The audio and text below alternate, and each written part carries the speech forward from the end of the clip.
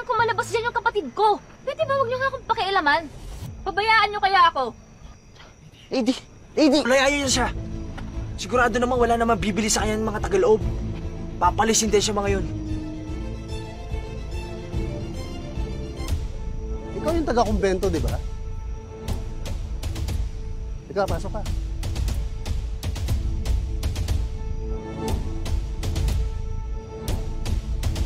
Sabi mo hindi siya papasukin. Baka naman gusto nila bumili ng jam sa kanya. Seryoso ka ba? Tulungan ko si Lady. Teka lang, Sig. Teka lang. Ano ba? Teka lang! Sige, hindi ka pa papasukin sa loob. Di ba nandun nga si Berhel? Paano pag namukhang ka? Baka may mangyaring masama pa sa inyo ni Lady. O ano, hayaan lang natin si Lady doon? Hindi. Pero kailangan natin mag-isip ng strategy. Mataas yung bakod dito. Tapos yung gate nila may CCTV camera. Kailangan natin ikutin yung perimeter tapos maghanap tayo ng weak point nitong compound. Tara.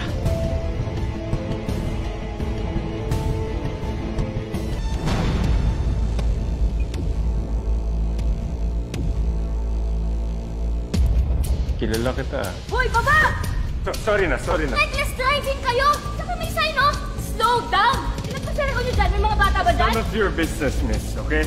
Eh, paano yung mga paninda namin nabasa dahil sa inyo? Outrage ka agad-agad? Ito na, para sa paninda nyo. Hindi na namin kailangan yan. Yung kailangan ko lang ay matutok at saka mag-ingat kayo. Sigurado kaya.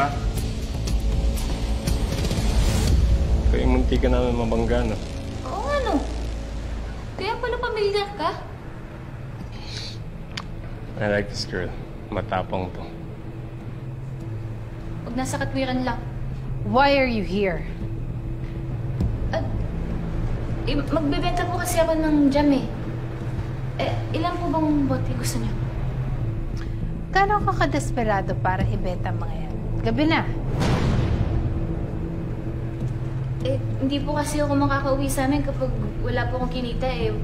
Wala pa po ako nabebenta kaya. Really?